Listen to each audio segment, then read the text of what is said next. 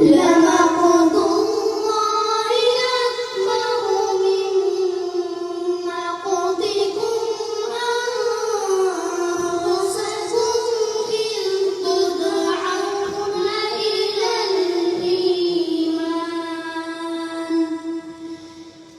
إذ تدعون إلى الإيمان فتكفرون قالوا ربنا أمتنا اثنتين وأحييتنا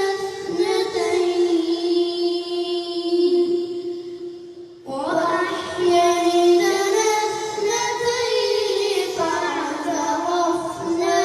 بذنوبنا فهل إلى خروج من سبيل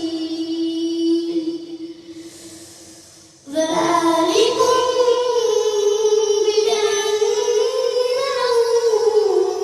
إذا دعي الله وحده كفرتم وإن يشرك به تؤمنوا فالحكم لله العلي الكبير هو الذي يريكم آياته وينزل لكم من السماء رزقا وما يتذكر إلا من ينيب فادعوا الله مخلصين له الدين ولو كره الكافرون رفيع الدرجات ذو العرش يلقي الروح من أمره على من يشاء من عباده لينذر يوم التلاق يوم هم بارزون لا